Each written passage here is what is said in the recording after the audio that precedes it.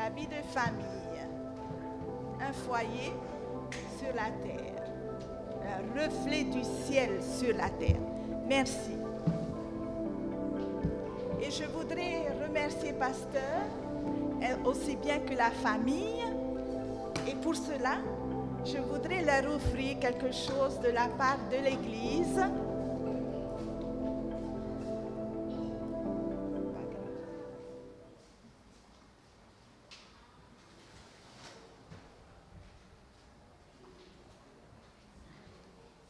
Et c'est de la part de l'Église tout notre amour pour l'amour que vous nous avez partagé tout au long de la semaine. Je vais inviter Vaya et Pasteur, aussi bien que les enfants. Merci à tous pour votre présence également. Voilà. Un pour chacun. Et je voudrais juste rajouter pour ne pas faire de tourne-dos. Merci. Amen, que Dieu vous bénisse. Ah, c'est pas assez l'âge. Merci beaucoup. Oui.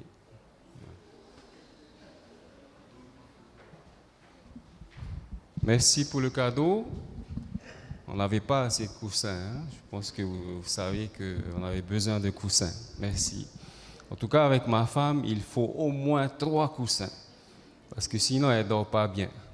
Donc, un 4e, ça ne peut que être une bénédiction. Ouais. Des fois, je me retrouve avec des coussins en moins. Donc, je regarde, c'est juste à côté. Et là, j'espère que je ne vais pas manquer de coussins. Merci d'avoir pensé à nous, c'est gentil. Merci à l'Église aussi pour ce cadeau. Avant de continuer, j'aimerais vous inviter à la prière. Notre Dieu, Papa, merci pour ce sabbat. Merci pour cette grande famille. Merci d'être notre papa et de continuer à nous ramener vers toi, ramener dans le ciel, dans ta maison. Accorde-nous encore ta grâce, ton Esprit Saint, s'il te plaît, au nom de Jésus. Amen. Donc cette semaine, nous avons revu les principes que Dieu nous a donnés dans la Genèse. Et nous avons intitulé cette semaine « Mon foyer, un coin du ciel sur la terre ». Nous attendons tous le retour de Jésus, bien sûr. Mais avant que Jésus revienne, nous voulons vivre déjà ce paradis sur cette terre. Et déjà au moins à la maison, que notre foyer soit un coin du ciel sur la terre. Et nous avons vu les principes qu'il faut avoir dans notre foyer afin que notre maison, notre foyer, ressemble au ciel, que les gens, quand ils viennent à la maison, ils voient réellement qu'il y a Jésus à la maison et que notre foyer est dirigé par Dieu.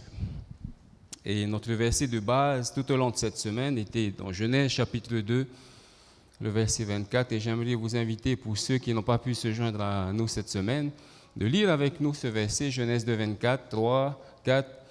C'est pourquoi l'homme quittera son père et sa mère et s'attachera à sa femme, et ils deviendront une seule chair.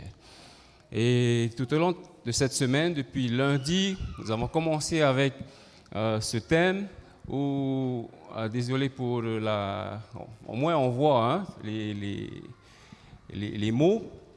Donc tout commence avec Dieu. Nous avons vu pourquoi, quels étaient les bénéfices d'avoir Dieu dans notre vie, de mettre Dieu en premier.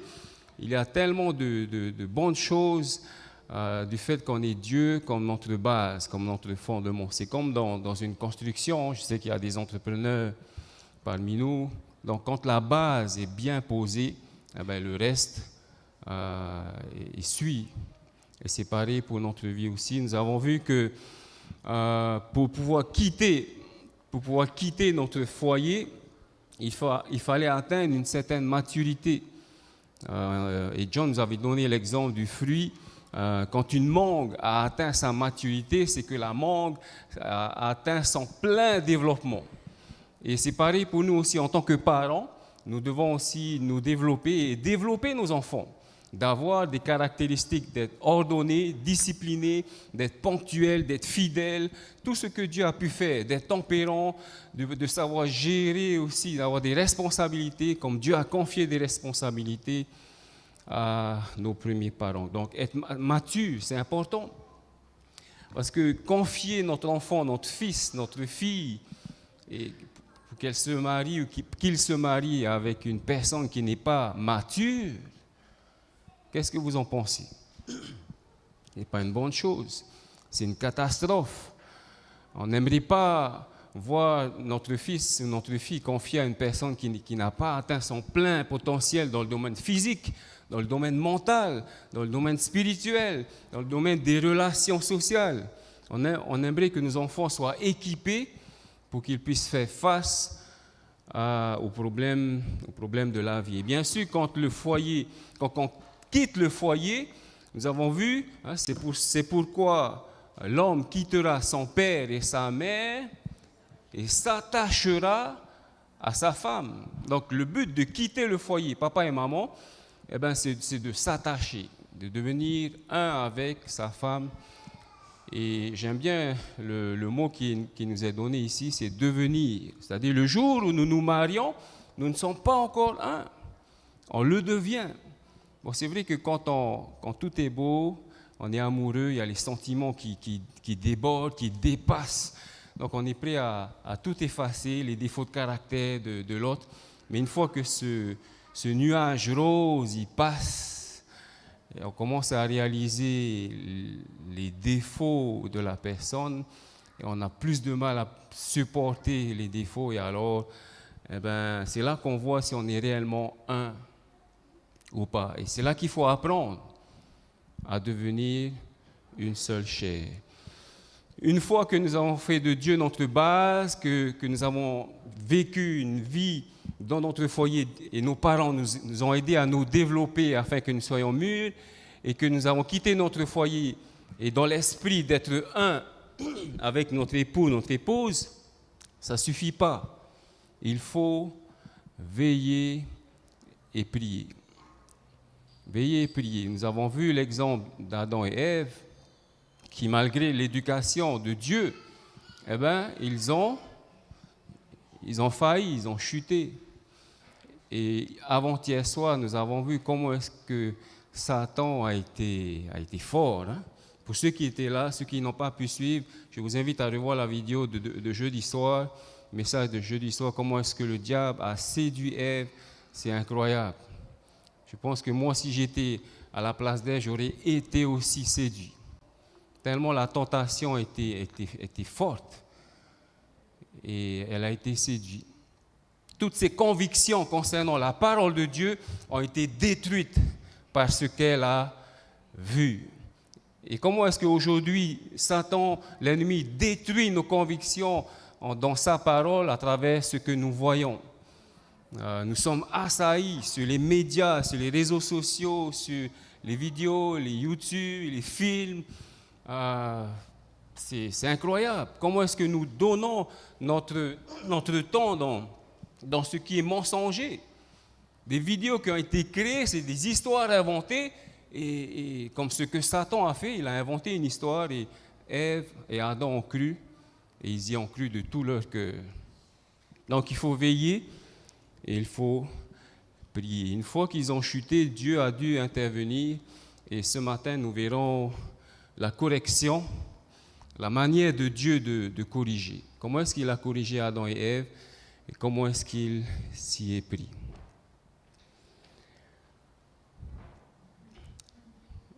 Il y a 2 soirs, je vous posais une question. Dieu n'a-t-il pas prévenu Adam et Ève des dangers de l'ennemi? Nous avons vu que si, même à travers sa parole, on a vu que Dieu, c'est clair, Dieu a prévenu Adam et Ève qu'il y a un ennemi qui rôde et qui est là pour les détruire et qu'il faut veiller, il faut faire attention. Et même après avoir été prévenus, ils ont quand même chuté. Qu'en est-il de nous? Est-ce que Dieu ne nous a pas prévenus aussi aujourd'hui? Si, nous sommes prévenus. Et malgré que Dieu nous prévient, nous faiblissons encore. Nous faisons des choix qui sont contraires à Dieu. Et nous avons vu la méthode du diable. la méthode du diable, qu'il se cache derrière quelque chose qui plaît. Vous vous rappelez? Il a choisi le serpent. Et le serpent, c'était un animal magnifique. Au moment où le serpent est apparu devant Ève, il n'avait pas encore péché. Donc c'était un monde où tout était très bon. On nous dit que le serpent était l'animal le plus prudent, le plus sage. Donc quand ils voyaient le serpent, ils n'avaient pas un sentiment de dégoût. Au contraire, ils étaient attirés. Waouh, le serpent dans cet arbre, magnifique. Et Satan a utilisé quelque chose qui plaît, qui flash, qui attire l'attention. Est-ce que Satan n'utilise pas les mêmes méthodes aujourd'hui? Pareil, il va utiliser tout ce qui flash, qui attire notre attention pour nous attirer vers le mal. Et il va engager une réflexion, il va nous amener à penser autrement, à se dire que peut-être, est-ce que Dieu a réellement dit? Est-ce que c'est réellement ce que Dieu veut dire dans sa parole? Et il met le doute, il détruit notre confiance dans la parole de Dieu.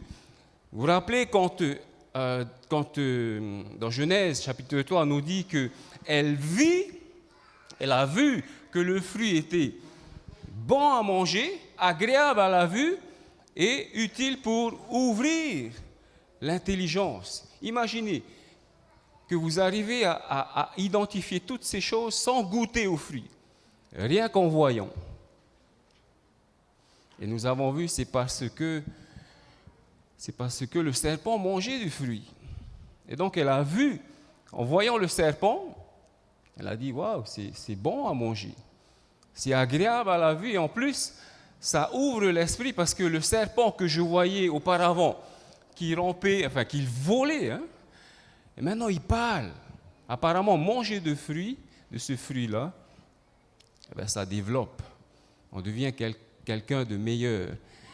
Et voilà comment est-ce qu'il a détruit la confiance d'Ève en Dieu et il a donné des preuves mensongères à Ève.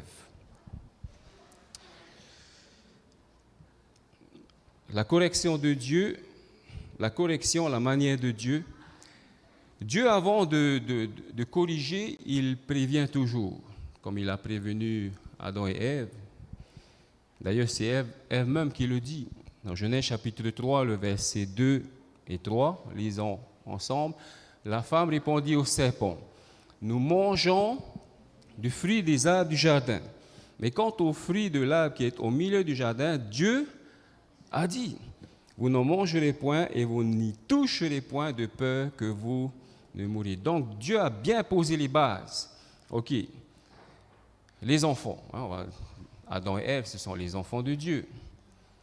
Voilà les règles. Et Dieu a donné des règles claires, simples et claires.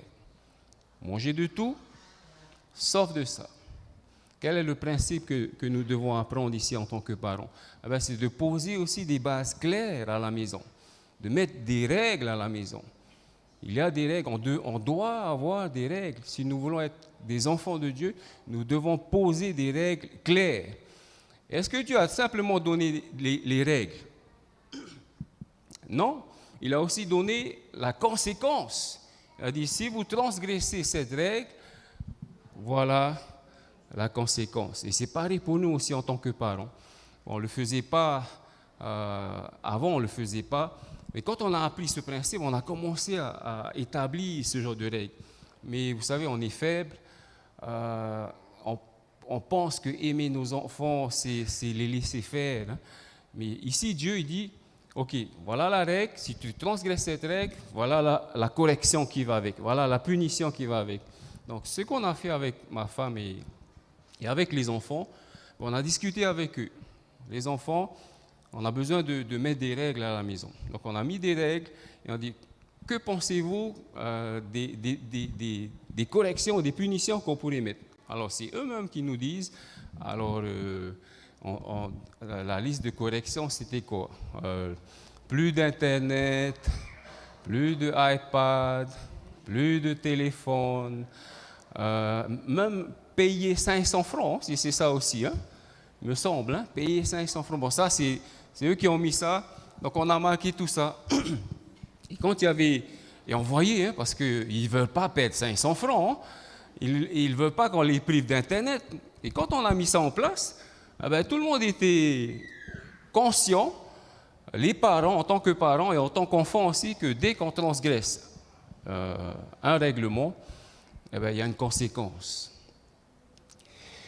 Parce que sinon, si on ne mettait pas de règles, qu'est-ce qui se passerait à la maison? On fait un peu comme on veut, hein? Et on sait que même si je transgresse un règlement, papa, maman, c'est cool, c'est bien. Et la notion du mal et du bien, ou de la discipline, est-ce qu'elle existe? Elle n'existe pas. En tout cas, Dieu, il est clair, il met des règles, et il dit voilà ce qui se passe si on transgresse tel règlement, tel commandement. Bien sûr, Dieu a donné plus de choses encore, hein. Quand Dieu a établi le premier couple, il a béni d'abord et il a dit « multipliez-vous ». Ça, c'est aussi un principe. Il n'a pas dit « multipliez-vous », après « venez, je vais vous bénir » après la multiplication. Non, non, il a d'abord béni et puis il a dit « maintenant, faites des enfants ». Ça, c'est un autre principe. Il a donné aussi aux premiers parents le meilleur aliment qu'on puisse avoir, les fruits, les légumes et les céréales. Merci Seigneur. Donc voilà des règles que Dieu nous rappelle à travers la Genèse. Ok, on va continuer. Une fois qu'ils ont transgressé, qu'est-ce qui s'est passé? Les enfants. Quand Adam et Ève ont transgressé le règlement, le commandement, qu'est-ce qu'ils ont fait? Ils ont eu peur. Ok, ils ont eu peur. Et qu'est-ce qu'ils ont fait encore? Se sont cachés. Genèse chapitre 3, le verset 7. Lisons ensemble, hein. Les yeux de l'un et de l'autre s'ouvrirent, ils connurent qu'ils étaient tout nus, ayant cousu des feuilles de figuier, ils s'en firent des ceintures. Voilà ce qui se passe en général quand on commet un péché. Eh ben, on a peur, hein. Et on veut cacher en tout cas. On ne veut pas que les gens sachent ce qu'on a fait. Eh ben, voilà. Dans le cas d'Adam et Ève, ils étaient nus, donc ils ont voulu cacher par eux-mêmes leur nudité. Est-ce que ça suffit? Dieu va leur donner un meilleur vêtement, on verra ça plus tard. On continue notre lecture dans Genèse chapitre 3, le verset 8. On lit ensemble, 3, 4. Alors ils entendirent la voix de l'Éternel Dieu qui parcourait le jardin vers le soir, et l'homme et sa femme se cachèrent loin de la face de l'Éternel au milieu des arbres du jardin. C'est ce qui se passe quand on commet une erreur, on veut cacher nos erreurs. On n'aime pas. On n'aime pas dire c'est moi qui ai commis l'erreur. On a honte, j'ai honte. Je pense qu'on a tous cette tendance en tant qu'être humain. Regardez encore ce que Dieu va faire. Alors, il y a une chose que ma femme, elle fait bien concernant ce trait de caractère de Dieu. On nous dit ici que Dieu parcourait le jardin vers le soir. Quand on lit l'esprit de prophétie, ce n'est pas simplement le soir, c'est aussi le matin, hein. Donc Dieu qui vient faire certainement, il rencontre ses enfants et il fait un bilan, comment ça a été la soirée, comment ça a été la journée. Et ma femme le fait bien, elle fait bien ça avec mes enfants, tout le temps à côté de mes enfants, tout le temps de savoir comment ça va, qu'est-ce que vous faites, qu'est-ce que vous avez fait aujourd'hui. Et elle continue, c'est pour prendre la température. Et je pense que nous aussi, en tant que papa, on peut le faire. Dieu le Père l'a fait. Et quand il se tourne vers Adam et Ève, il se rend compte que quelque chose ne va pas. Il ne savent pas où ils sont. Il arrive dans le jardin. Adam, Ève, où est-ce que vous êtes? Il y a la première question que Dieu va poser dans Genèse 3, le verset 8, 11 et 13. La première question, c'est, il va l'appeler. Il va dire, où es-tu? Une question importante. Dieu ne veut pas simplement savoir où est-ce qu'ils sont dans le jardin, parce que Dieu sait tout, il voit tout, rien ne lui est caché. Mais quand il pose la question, et d'ailleurs il va poser plusieurs questions, qu'est-ce que Dieu voulait vraiment savoir? Est-ce que Dieu voulait vraiment savoir où ils étaient? Est-ce que la question c'était pour lui ou c'était plus pour Adam et Ève? C'est plus pour Adam et Ève. Parce que Dieu, il sait, en tant que parents en général, de manière générale, nous avons fait nos expériences. On a goûté à ci, on a goûté à ça, on a fait tel chemin. Et on voit déjà ce qui se passe. Donc quand on va vers nos enfants, on sait. Et c'est pareil pour Dieu, il sait déjà. Mais la manière de corriger de Dieu, on voit ici, il sait déjà que les enfants ont commis une erreur. Est-ce qu'il va directement le pointer du doigt, vous avez fait ceci, voilà la correction, et patati et patata? Qu'est-ce qu'il va faire? Il va discuter avec. Et comment est-ce qu'il discute? Il pose des questions. Mon fils, où en es-tu? Où est-ce que tu es par rapport à ta relation avec moi? Qu'est-ce que tu fais? Et on continue la question. La liste des autres questions, verset 11. L'Éternel Dieu dit, qui t'a appris que tu es nu? Est-ce que tu as mangé de l'arbre dont je t'avais défendu? Verset 13. L'Éternel Dieu dit à la femme, pourquoi as-tu fait cela? Voilà les questions. Je pense qu'on devrait apprendre de cette manière d'approcher nos enfants. Pas directement aller pointer le bobo, leurs défauts, leurs problèmes, leurs erreurs, mais les amener à une réflexion. Mon fils, ma fille, où est-ce que tu en es aujourd'hui avec ta relation avec Jésus? Où est-ce que tu te situes dans ce jardin? Est-ce que Dieu est encore dans ta vie? Et qu'est-ce qu'il en est? Qu'est-ce que tu as appris? Qui t'a appris ces choses? Et pourquoi tu fais cela? Parce qu'en tant que parent, on a des réponses toutes faites. Tu sais, ça, c'est pas bien. Moi, j'ai vécu ça et ça va t'amener à là. Je me rappelle quand j'étais auprès de mes parents, et je pense que vous l'avez certainement vécu. Est-ce que vous aimez quand vos parents vous parlent comme cela? C'est-à-dire à vous pointer. C'est les moments les plus, on va dire, désagréables. Tu es là à côté de ton papa, ta maman te fait la morale, il te fait la morale, tu sais ci, tu sais ça, patati, patata. Et on te fait toute la liste et toutes les expériences de grand-père, d'arrière-grand-père. Et tu es là, et papa, maman pensent qu'en parlant comme ça va faire un déclic. En tout cas, la méthode de Dieu, ce n'est pas cela. Ce n'est pas de faire une liste, de faire un sermon. C'est plutôt d'amener l'enfant à raisonner, à réfléchir et à s'exprimer aussi. Parce que finalement, c'est l'enfant qui a commis l'erreur. Et donc, le fait pour l'enfant de voir son papa qui est plus à l'écoute, dit, allez mon fils, il y a quelque chose qui ne va pas dans ta vie. Je suis là prêt à t'écouter. Qu'est-ce qui se passe? Où est-ce que tu en es? Qu'est-ce que tu as appris? Pourquoi est-ce que tu fais cela? Quels sont les motifs qui t'amènent à vouloir, je ne sais pas, à vouloir... Pourquoi cette fille? Pourquoi ce jeune homme? Pourquoi cette manière de faire les choses? Et on verra que nos enfants ont aussi leur raison, on va dire.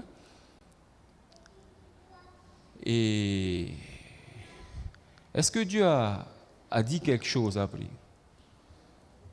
Ah non, il a écouté. Il a écouté les réponses. Je pense que, vous savez, il n'y a pas, dans la vie d'un jeune, il n'y a pas, comment on dit ça, il n'y a pas meilleur confident que nos meilleurs amis. Je pense qu'on a tous expérimenté cela. Voilà, pour la plupart, parce que je sais qu'il y a des enfants, des jeunes qui ont leurs parents comme leur confident. Et pour la plupart d'entre nous, en qui est-ce qu'on aime se confier? Papa? Maman? Non. On va aller voir la copine, on va aller voir le copain, et avec eux, on va discuter. Tu sais, pourquoi j'aime ça? Tu sais pourquoi est-ce que j'aime ça? Et voilà, on est ouvert avec eux, parce que eux nous écoutent. Une des caractéristiques d'un bon parent, c'est l'écoute. Une fois qu'ils vont trouver une personne qui savent les écouter dans le foyer, de manière générale, ils ne vont pas aller ailleurs, se confier à d'autres personnes. Ils vont appeler maman, tu sais, j'ai une bonne nouvelle à t'annoncer. Je suis amoureux. Est-ce que c'est ce qui se passe? Non? Alors là, je n'ai pas intérêt de raconter ça à mon papa. Je n'ai pas intérêt de raconter ça à ma maman parce que, waouh, c'est soit la ceinture, soit c'est les branches de hêteau ou le sapin, enfin, sinon c'est la main.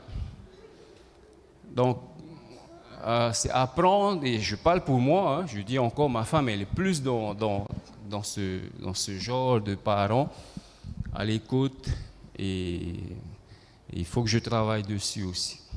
Donc, la semaine dernière, bon, j'ai déjà commencé à travailler dessus, hein, mais avec ma fille, j'ai posé des questions. Alors, parce que je sais qu'en ce moment, elle a, comment on dit ça, elle a quelque chose dans son cœur. Je ne vais pas vous dire quoi, hein.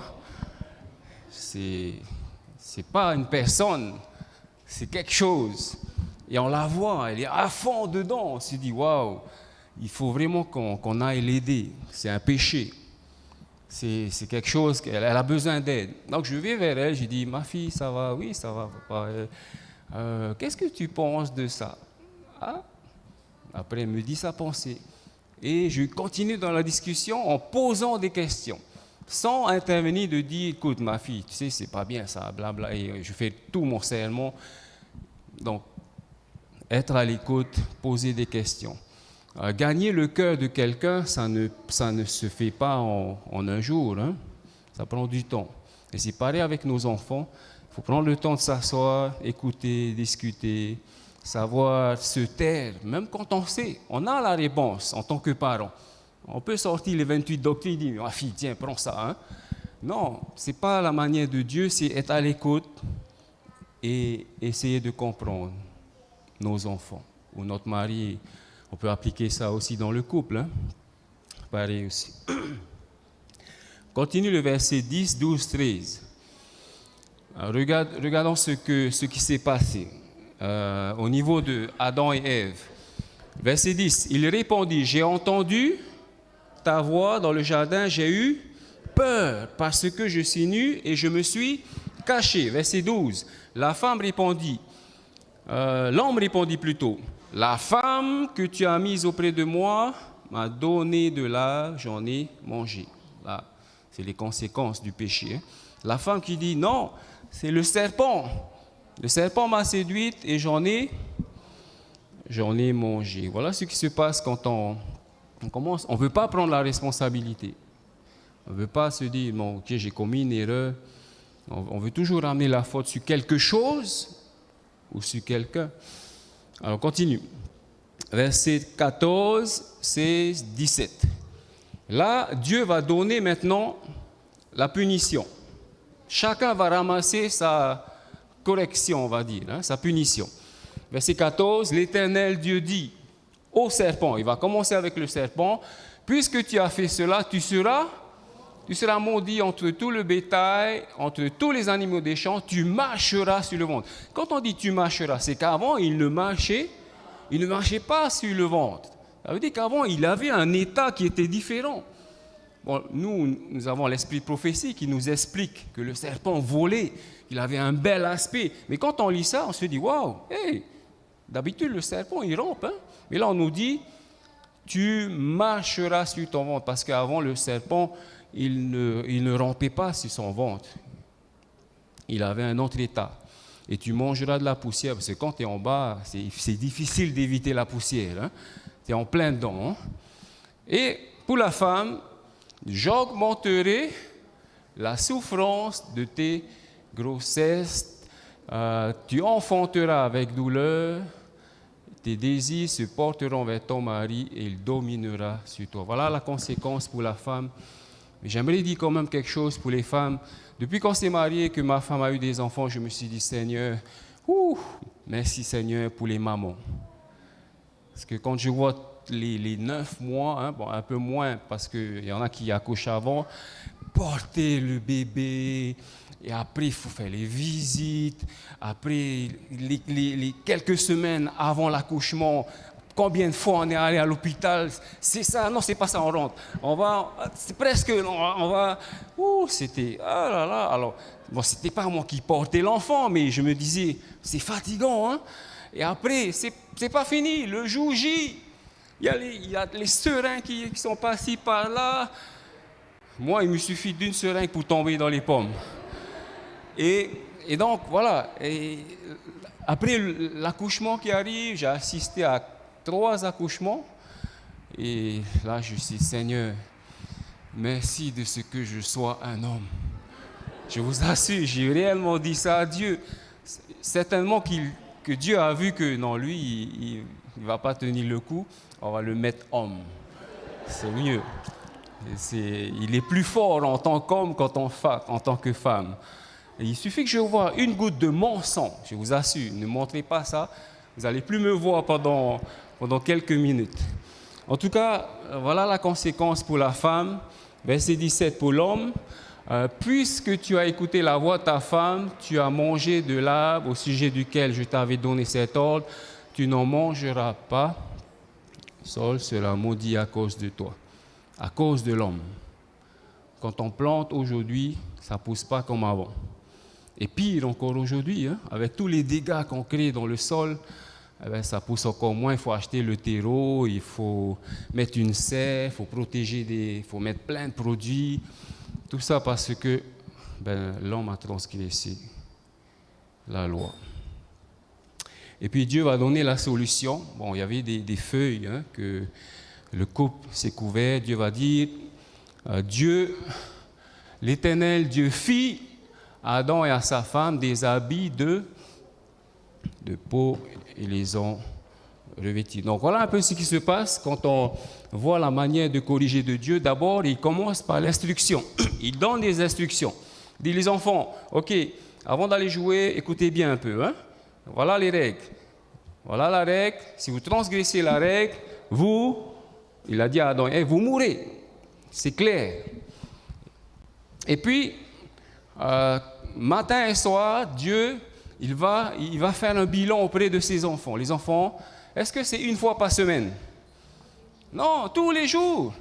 Alors, ma femme disait, il ne faut pas se relâcher. Des fois, on se dit, non, cette semaine, je suis un peu fatigué, amen. Non, c'est matin, soir, faites un bilan, parce que les enfants sont des enfants. Les jeunes sont des jeunes, ils ont besoin de notre accompagnement. Jusqu'à ce qu'ils aient atteint la maturité, qu'ils puissent enfin se développer par eux-mêmes. Mais jusque-là, il faut encore chercher, comme Dieu a fait. Il est venu, il a dit, Adam, Ève, où est-ce que vous êtes? J'ai besoin de faire un bilan avec vous. Comment ça va? Comment ça s'est passé cette semaine? Matin et soir. Et Dieu savait que Adam et Ève ont péché et qu'ils se cachent et qu'ils allaient se justifier. Qu'est-ce qu'il va faire? Il va juste poser des questions. Adam, où es-tu? Qui t'a appris? Pourquoi est-ce que tu as fait ça? Est-ce que Dieu n'avait pas déjà la réponse à tout ça? Oui, comme nous aussi, nous avons la réponse à tout ça. Quand on est devant nos enfants, on sait, on a vécu, on a goûté, on a bu, on a été, Donc, faisons comme Dieu. Passons du temps à écouter nos enfants. Et puis, il y a les conséquences. Et là, je pense que c'est là où beaucoup d'entre nous, en tant que parents, nous faiblissons. Vous savez, des fois, il suffit que la fille fait un peu les petits yeux, papa.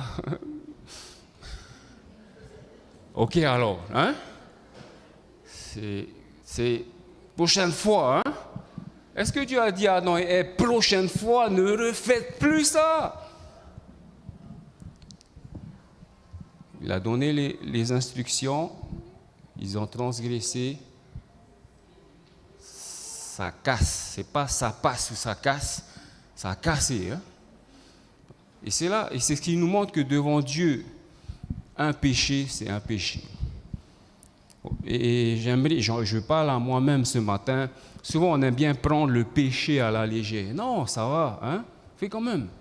Non mais, c'est un front. Non, le front, c'est bon, allez. Hein? Bon, je prends un exemple ici, mais des fois, il y a des choses dans la vie où ce sont des petites choses. Hein. D'ailleurs, on appelle ça, je vais avancer, désolé mon frère, hein, je vais aller juste à un diapo un peu plus, juste après, on appelle ça le péché insignifiant. Non, tu appelles ça un péché? Non, pas jusque-là, ça. Tu exagères, là. Si on prend le péché d'Ève, quel homme, quel animal est-ce que Ève a tué pour qu'on en arrive là aujourd'hui? La mort, la maladie, les catastrophes. Qu'est-ce que Ève a fait d'aussi grave pour qu'on en arrive là? On a pris un fruit, tac. Non, mais tu appelles ça grave? Aujourd'hui, non, je ne pense pas qu'on appellerait ça grave. Tu dis, non, Dieu. Si on était à l'époque de Dieu, je dis, Dieu, tu ne peux pas faire table rase au moins pour ça, juste pour un fruit. Ça ne va pas à la tête. Péché insignifiant. Combien de péchés insignifiants est-ce que j'ai dans ma vie? Combien des petites choses que nous savons, c'est mal, mais on laisse passer quand même, parce que personne ne voit, personne ne sait, c'est petit, c'est un clic. Quand on est sur Internet, c'est juste un clic, download, et ça télécharge. Et c'est piraté. En plus, c'est marqué site piraté. On n'arrive même plus à faire la différence entre les chrétiens et pirates. Pirate, c'est quoi? C'est beau un pirate. Il a son chapeau et il gagne son pain en volant, quoi. C'est quoi le truc? Ben, pirater, quand tu pirates, tu voles. Et combien d'entre nous ont volé des films rien qu'avec un clic, clac, clac, alors qu'il y a des droits d'auteur, alors qu'il y a des droits d'auteur sur la musique, il y a des droits d'auteur sur des films, il y a des droits d'auteur sur des logiciels, il y a des droits d'auteur. Mais non, mais tu sais, c'est pour l'œuvre de Dieu. En plus, tu vas jusque-là. Tu sais, non, mais si j'ai fait imprimer les études bibliques à mon travail sans demander au patron, c'est pour l'évangélisation. Ouh, t'as vu la réflexion, jusqu'où ça va? On justifie le péché parce que c'est pour, soi-disant, évangéliser. Ce sont des péchés insignifiants, mais qui, devant les yeux de Dieu, restent un péché. Le salaire du péché, c'est la mort. Bon, merci. Si le patron dit, OK, vas-y, imprime. Imprime pendant les 2 semaines d'évangélisation, tu as le feu vert. Qu'est-ce qu'on peut dire? Amen. Mais si on n'a pas demandé au patron, on ne va pas imprimer. Non, mais... Et en plus, on sait, parce qu'on ne va pas imprimer devant le patron. On va attendre que le patron sorte, on va dire, ah, ça y est, le patron est sorti, OK. Attends, j'ai payé des trucs pour mon église. Hey patron, ça va? Ouais, ça va. Ouais. Et c'est parti, on va à l'église. Hey mon frère, tiens, voilà. Hein. Mais ça reste un péché, ça reste volé. Bon, j'ai mis des listes, hein. J'ai mis des images. J'ai mis des images des péchés insignifiants que nous avons dans notre vie. Pornographie, donc personne ne sait, hein, c'est boum. Il n'y a que moi et l'ordinateur. Il y a tout ça. Regardez là où ça vous concerne. Et il faut qu'on se dise, si c'est un péché, il faut corriger ça. Je continue l'image juste après. Je n'ai pas le temps de regarder toutes ces choses, hein, mais je prie pour que le Seigneur puisse nous montrer tous ces péchés insignifiants afin que nous puissions demander pardon et arrêter. Il y a des fois où ce n'est pas facile, mais c'est possible. Je reviens à la diapo. Chef, alors j'aimerais encore féliciter ici à l'église de Haroué tous les jeunes que nous avons, à la technique, à la caméra, en haut. Super. Vraiment, chapeau. Merci Seigneur. Pour les parents et pour les responsables aussi. OK. Donc on en arrive là, conséquence, c'est grave. Ève a cassé le fruit et elle a mangé. C'est grave. C'est un péché. Et pareil pour nous aussi dans nos vies, il y a des choses à arrêter. Et puis Dieu vient avec sa grâce. Il vient avec le vêtement. Il donne à Adam et Ève cet animal. Il va sacrifier un animal, un pour Ève, un pour Adam. Et j'aimerais vous montrer un peu Un verset, hein, il y a plusieurs versets concernant la correction. Proverbe 23, versets 13 à 14. On va lire ensemble. 3, 4. N'épargne pas la correction à l'enfant. Si tu le frappes de la verge, il ne mourra point. En le frappant de la verge, tu délivres son âme du séjour des morts. Alors, je ne suis pas en train de dire qu'il faut frapper, hein, quoique la Bible le dit. Hein. Bon, si on était à notre génération, ce verset il va passer normalement. Hein. Ah oui, mais t'en auras, hein. Mais t'en auras. Aujourd'hui, alors là, attention, hein. Les enfants, ils connaissent leurs droits. Mais quel est le principe derrière? La correction. Et corriger, ce n'est pas forcément avec un bâton. Quand tu retires Internet aux enfants aujourd'hui, ça y est, ça fait mal. Ah oui, comment je vais voir ma copine? Je ne peux plus la parler tous les jours et mon copain, patati, patati. C'est souffrance, c'est une souffrance pour nos jeunes de ne plus avoir la connexion Internet. Tu enlèves le câble, ça y est, c'est les larmes, papa, je veux, s'il te plaît. Et avant, c'était, tu prives les enfants dans la chambre, c'était catastrophe. Aujourd'hui, tu prives les enfants dans la chambre, c'est le bonheur. Il y a Internet, il y a le monde à la maison. C'est le monde à l'envers. Donc, retirer la connexion, ça peut être une manière de corriger. C'est un sacré bâton, là. Après, c'est à vous de continuer, hein. Ce n'est pas forcément le bâton. Quoique, bon, c'est à vous, hein. C'est à vous d'interpréter le verset comme vous. Mais la leçon ici, c'est qu'en le frappant, hein, en le corrigeant, tu délivres son âme du séjour des morts. Ça veut dire que si je ne corrige pas, je dis, ok, ma fille, c'est toi la meilleure, c'est toi ma fille. Hein? Et la fille, elle revient, papa, encore 2, 3, 4, 5 comme ça. Est-ce que je délivre son âme du séjour des morts? Non. C'est mon amour, apparemment. Hein? J'aime, je laisse faire, mais ce n'est pas l'amour de Dieu. Parce que l'amour de Dieu, il y a la correction qui va avec. Et quand c'est un péché, il y a une conséquence. Il faut l'appliquer. Je ne dis pas que nous, on applique tout. Il y a des moments où il y a... Des fois, il y a aussi une semaine privée. Il y a aussi un jour sans manger. On a fait ça aussi avec les enfants, un jour sans manger. Alors, arrivé au milieu de la journée, et j'ai dit, on va laisser Paya maintenant manger. Hein. Non, on a dit qu'on allait, hein, c'est ça la punition. Des fois, le cœur, il faiblit, il penche aussi.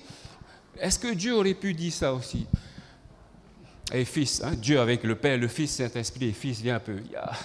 Finalement, hein, on ne va pas corriger Ève et Adam comme on a prévu. Hein. Ils ont dit, ça c'est fait. Et ça, c'est la manière de Dieu. Après, vous avez votre manière, mais si on veut se préparer, faire de notre foyer un coin du ciel sur la terre, ce n'est pas ma manière à moi. Parce qu'on est des enfants de Dieu, c'est la manière de Dieu. Fiston, il y a, bon, c'est un exemple. Hein. Non, j'arrête les exemples. Hein. OK. On va continuer. OK, la grâce de Dieu. Mon frère. Beaucoup ne savent pas que notre Créateur, c'est Jésus. On va lire dans Colossiens chapitre 1, le verset 15 à 17. Désolé, hein, je n'ai pas pu agrandir plus. Je voulais qu'on voit cette image-là. La grâce de Dieu, on va lire ensemble. 3, 4. Colossiens 1, 15, 17. 3, 4. Le Fils est l'image du Dieu invisible, le premier-né de toute la création. Stop. Qui est le Fils? Jésus. Jésus est l'image de Dieu. On continue. 3, 4. En effet, c'est en lui. Lui, qui est lui ici? C'est en Jésus. Hein? En effet, c'est en Jésus que tout a été créé dans le ciel, sur la terre, le visible, les invisibles, trône, souveraineté, domination, autorité. Tout a été créé par Jésus et pour Jésus. Il est avant toute chose et toute chose subsiste. Alors imaginez, Jésus, notre Créateur, c'est lui qui est venu voir Adam et Ève. Adam, où es-tu? Et il rencontre Adam. Qui t'a appris? Pourquoi? Ce Jésus qui est venu guérir, ressusciter, soigner, prêcher, c'est ce Jésus qui vient vers nous. C'est ce Jésus d'amour, de paix, de joie. C'est ce Jésus juste aussi. C'est lui qui vient vers nous. Et voilà ce que Jésus va faire. Qu'est-ce que vous voyez à l'image ici? Jésus, hein? C'est une image. Jésus avec qui? Jésus avec Adam et Ève. Et qu'est-ce que Adam porte dans ses bras? Un agneau. Pour que Adam et Ève puissent avoir des habits, qu'est-ce qu'il a fallu faire? Tuer 2 animaux. Et j'aimerais partager avec vous, avant d'aller en profondeur dans ce passage, quand on était à Fidji, quand on était à Fulton, bon là c'est Fulton vu de la route, hein, de l'autre côté plutôt. Maintenant ils ont déplacé, ils ne sont plus à Taïlevu, ils sont en Indie. Et nous on avait notre maison familiale, parce qu'on est un couple avec des enfants, on avait notre maison, on payait un loyer tous les mois et on était de l'autre côté. Et un de nos amis un jour, je ne sais pas pourquoi, il vient et nous dit « Ah, j'aimerais vous donner quelque chose. » Ah ouais. Bon, à l'époque, on mangeait encore le poulet. Hein? Donc, et il vient et il nous donne un bon poulet, une poule bien lourde. C'était plus lourd, je crois, que la Bible que j'ai. Et tu sentais bien le poids. Elle était tellement lourde que quand elle se levait, elle avait du mal à rester longtemps, elle retombait encore. Donc, il y avait de la chair à manger. Et c'était l'objectif. Il nous avait donné cette poule pour qu'on puisse la manger. Bon, je n'ai pas refusé. Hein. J'ai dit, oh, ok, merci. Hein. On a ramené la poule à la maison. Les enfants, ils étaient tous contents. Ouais, ils ont appelé la poule Blanchette. Tout de suite, ils ont mis un nom. Il ne fallait pas mettre de nom parce qu'ils ne savaient pas qu'on allait manger après. Donc, voilà, plusieurs semaines passent et on s'est dit, bon, on nous a donné cette poule pour qu'on la mange. Hein. Il faut qu'on décide. On mange ou on ne mange pas? Bon, on va manger. Et je le précise encore, on mangeait. Hein. Et bon, moi, je ne sais pas comment il faut abattre les poules. Hein. Bon, j'ai vu mon papa à Toahutu, prenez les coques, coupe le cou, hein, il met dans le seau, brrr, il y a du sang qui gicle partout, après il sort, il met dans l'eau chaude, des plumes. Hein. Mais moi, je n'étais pas capable de faire ça. Et donc, je vais voir mon voisin qui est un Tongien. Lui, eux, c'est normal. Hein, ils savent faire ça normalement. Je vais voir. Et on prévient les enfants. Les enfants, on va manger poulette. Alors, papa, ça va pas? On va pas manger poulette, papa, s'il te plaît. On va pas manger poulette. Alors, on était décidés, confus entre manger poulette, pas manger poulette. Et bon, on s'est dit, en plus, c'est pas à nous, si, c'est à nous maintenant, on nous a donné pour qu'on puisse le manger, mais finalement, on a décidé avec le conseil de ma femme et moi de manger poulette. Donc, j'envoie poulette, les enfants qui courent après moi, qui essaient de me retenir, papa, non, ils étaient encore tout jeunes. Et je continue à marcher, les enfants qui rentrent dans la maison, ils me regardent, c'est à la porte qu'on avait, il y avait des moustiquaires, hein. Ils crient, papa, non, ils courent dans la chambre, vont sur le lit, ils pleurent. C'était dur, j'ai avancé à petits pas, j'y vais pas. Finalement, j'ai confié la poulette au voisin, il a fait ce qu'il fallait faire, et Poulette est décédée. Voilà. Ce soir-là, quand on a mangé, on a dit, les enfants, on va passer à table. Non, je ne veux pas manger. Je ne veux pas manger poulette. Bon, je vous avoue qu'après quelques minutes, ils sont venus, se sont attablés et on a tous mangé poulette. C'est pour dire que quand on a un animal, c'est pas facile. Hein? Je sais qu'on a cette facilité de tuer un animal, mais surtout quand tu t'es attaché. Et dans le cas d'Adam et Ève, ils n'avaient jamais vu aucune personne mourir.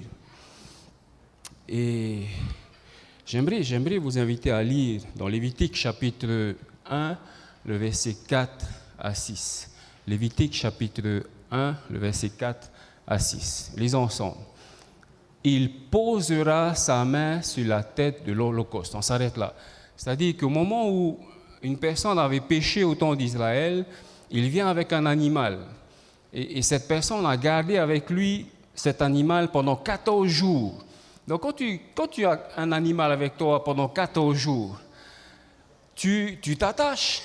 C'est comme il n'y a pas longtemps, on a ramassé des chiots au bord de la route, on les a nourris, nettoyés, et après on s'attache à ces animaux. Après, des gens ont pris parce qu'on ne pouvait pas avoir autant d'animaux.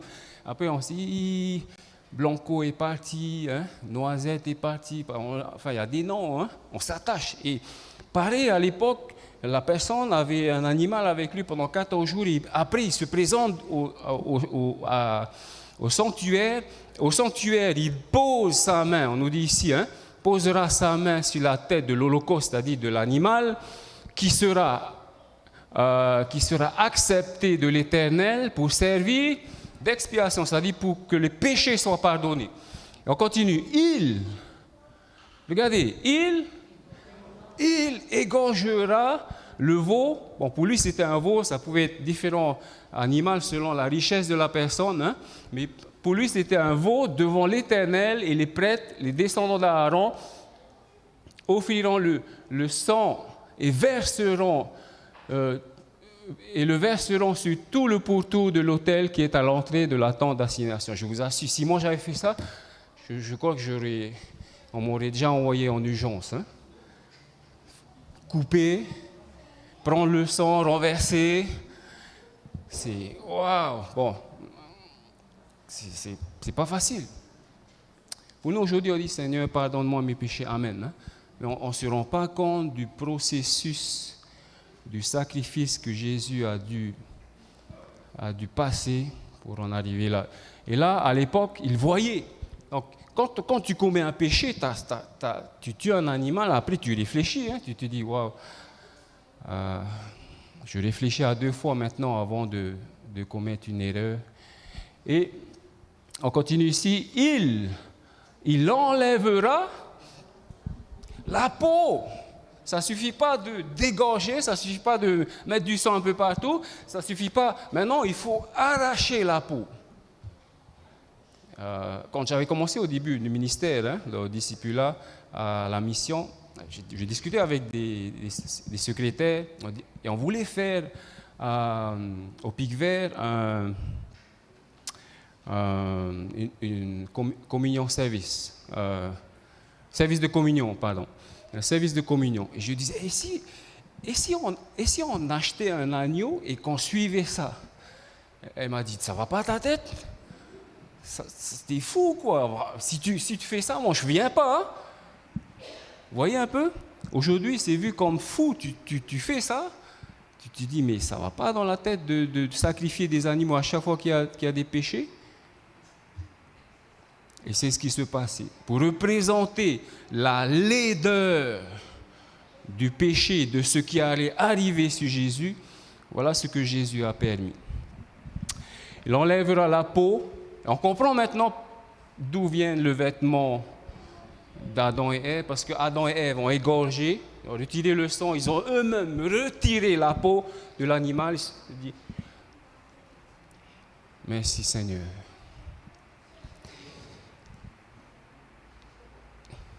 Et le coupera en morceaux.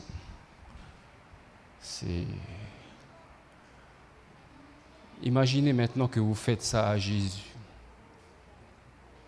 C'est impensable. Je me vois mal prendre le couteau et égorger Jésus. C'est impensable. Mais c'est ce qu'on fait. C'est ce que je fais quand je commets un péché, même un péché insignifiant. J'ai le courage, en commettant le péché, j'ai le courage de passer le couteau sur la gorge de Jésus. Et c'est ce que j'ai fait à la croix. Je n'étais pas présent ce moment-là, on n'était pas présent, mais c'est ce que nous avons commis. C'est ce que Jésus a fait. Et au moment où j'imagine qu'au moment où Jésus, Créateur, Papa, est venu vers ses enfants, Adam et Ève, et qu'il leur a expliqué que ce que vous faites, c'est ce que vous allez me faire.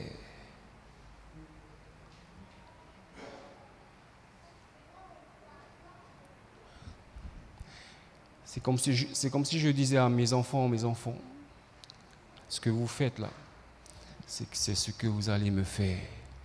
C'est ce que je vais faire pour vous. Et je ne peux pas imaginer mon papa mourir pour moi. Et pourtant, c'est ce que notre papa Jésus a fait. Il est mort. Il a choisi de mourir pour chacun d'entre nous. N'est-ce pas merveilleux? Merci Jésus. Merci Jésus pour ce qu'il a fait.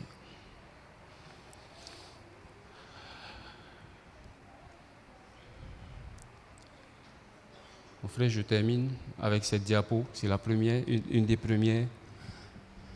La correction, la manière de Dieu.